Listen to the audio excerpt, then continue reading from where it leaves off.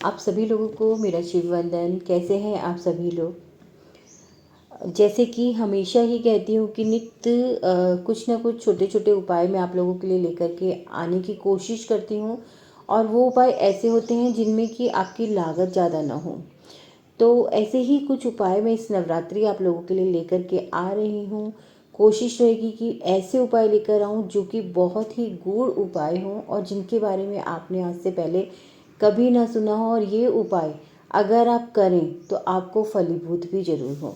देखिए, यहाँ पर वीडियोस लाने का मतलब ही यही होता है, यहाँ पर आपके लिए कुछ भी लेकर के आने का मतलब यही होता है कि मन में एक धारणा होती है, मन में एक सोच होती है कि अगर कोई ज्ञान हमें है या हमने अपने जीवन में कोई भी ऐसी चीज़ें उतारी हैं या हमसे जुड़े हुए लोगों ने उन चीज़ों को किया है और उनके जीवन में कहीं ना कहीं परिवर्तन आए हैं, तो ऐसा महसूस होता है कि क्यों ना ऐसे उपाय यूट्यूब पर डाले जाएं जिससे कि जो लोग भी उनको देखें, जो लोग भी उनको सुने, अगर उनके अंदर एक विश्वास जागृत होता है तो कहीं ना कहीं वो उस उपाय को ज़रूर करेंगे। और हो सकता है अगर 10 लोग भी उस उपाय को करते हैं तो उनमें से 8 लोग, 7 लोग इसके उपाय के फ़ायदे ज़रूर महसूस करेंगे।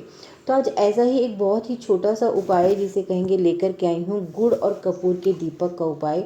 ये उपाय बहुत ही ज़्यादा फलदायी होता है, बहुत ही ज़्यादा जल्दी असर करता है। ये आपकी आर्थिक समस्याओं को दूर करता है। इस दीपक को अगर रोज रात को दक्षिण पूर्व दिशा यानी कि आपके अग्निकोण में आप जलाएं तो धन का आगमन के मार्ग खुल जाते हैं, नकारात्मक ऊर्जाएं नष्ट होती हैं, विशेष रूप से तंत्र बाधा, नज़र दोष, बुरी शक्तियों का प्रभाव समाप्त होता है, घर में शांति और समृद्धि आती है। इससे नवरात्रि, पूर्णिमा या अमावस्या को जलाने से देवी देवताओं की कृपा भी प्राप्त होती है, दुर्भाग्य दूर होता है, किसी भी कार्य में रुकावट आ रही होती है तो इसे शुक्रवार की रात को जलाने से वो बाधाएं दूर होती हैं। देखिए, जैसे कि मैंने आपको अभी कहा भी है कि ये बहुत ध्यान से सुनिएगा किस किस चीज़ के लिए है और किस प्रकार से आपको ये गुड़ और कपूर का दीपक बनाना है, जलाना है, ये भी मैं आपको बताऊंगी। अगर संतान संबंधी कोई भी बाधा आ रही हो, संतान पैदा करने में बाधा आ रही हो, या फिर मैं ये कहूँ कि संतान से संबंधित जो भी कष्ट आपको जीवन में महसूस हो रहे हैं, या आप संतान सुख से वंचित हैं, तो इसे नवरात्रि की अष्टमी को जलाकर देवी दुर्गा से प्रार्थना करें। आपकी जो भी प्रार्थना है, जो भी आपको परेशानी है, वो देवी दुर्गा से आप प्रार्थना करें कि आपके जीवन से वो कष्ट जो है वो पूरी तरीके से दूर हो जाए। ये गुड़ और घी का जो दीपक मैंने आपको बताया है, कपूर का दीपक जो मैंने आपको बताया है, आपको करना क्या है इसके लिए, छोटा सा गुड़ का एक टुकड़ा चाहिए, शुद्ध बिना केमिकल वाला, जिसे कहते हैं ना देसी गुड़ जिसे बोलते हैं, वो आपको लेना है। कपूर की 1 या 2 टिक्की आपको लेनी है। कपूर देसी हो तो बहुत उत्तम है, भीमसेनी कपूर जो आता है वही आप लें तो बहुत अच्छी बात है। घी की कुछ बूंदें आपको लेनी है, गाय का घी जो है वो सबसे ज़्यादा अच्छा है। रुई की बाती आपको लेनी है।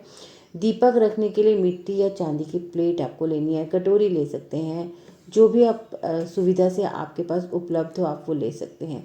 अब आप ये गुड़ और कपूर का दीपक बनाएंगे कैसे? आपको करना क्या है कि गुड़ लेकर के उसको थोड़ा सा गूंथ लेना है, हल्का सा गूंथ लेना है, या फिर आपके पास खांड होगी, देसी गुड़ की खांड होती है, उसको लेकर उसमें हल्का सा घी का छींटा दे करके, और आपको एक छोटा से दीपक का रूप लेना है उस गुड़ से। बीच में आपको अंगूठे से एक गड्ढा कर देना है उसमें ना, यानी कि दीपक का आप रूप लेंगे और उसमें रुई की बाती को रखना है। बाती खड़ी ही होनी चाहिए। कपूर को गुड़ के ऊपर हल्का सा दबा देंगे, मतलब जो गुड़ की आपने दिया बनाया है उस पर बाती रख के कपूर को दबा देंगे और उसमें थोड़ा सा घी डाल देंगे ताकि दीपक जो है वो आसानी से जल जाए। अब इसे जलाकर अपने घर या पूजा स्थान में रखिएगा। पूजा स्थान में रखने से देवी के आगे आप रखिएगा, और साथ ही साथ आप इस प्रकार का दीपक बना करके आप नियमित रूप से अगर जलाते हैं तो आपके जीवन में बहुत ही ज़्यादा सकारात्मक बदलाव आएंगे। विशेष समय पर गुड़ कपूर का दीपक जलाने से जो लाभ प्राप्त होते हैं वो इस प्रकार से होते हैं कि नवरात्रि की अष्टमी नवमी को अगर आप ये गुड़ और कपूर का दीपक देवी जी के आगे जलाते हैं तो देवी की कृपा प्राप्त होती है। शनिवार को ये दीपक अगर आप पीपल के नीचे जलाने से शनि दोष और पितृ दोष समाप्त होते हैं। और शुक्रवार की रात को तिजोरी में जलाने से आर्थिक स्थिति सुधरती है, यानी कि आप इस दीपक को जला करके तिजोरी में इसका धुआं दीजिए। 2 मिनट के लिए वहाँ पर खड़े होकर के उसका धुआं जो है आप अपनी तिजोरी के अंदर दीजिए। तो अगर आप ऐसा करते हैं तो आर्थिक स्थिति जो होती है वो आपकी सुधरने लगती है। संध्या के समय इस दीपक को मुख्य द्वार पर जलाने से घर में सकारात्मक ऊर्जाएं आती हैं। ये दीपक बहुत ही ज़्यादा प्रभावकारी होता है। यदि आप इसे नियमित रूप से जलाते हैं तो आपके जीवन में सकारात्मक बदलाव बहुत जल्दी आपको देखने के लिए मिलते हैं। देखिए, जैसा कि मैंने कहा कि उपाय बहुत छोटा सा है, कुछ भी नहीं है, लागत भी कुछ नहीं है, सामग्री भी ऐसी है कि जो नियमित तौर पर आपके घर में आपको प्राप्त हो सकती है।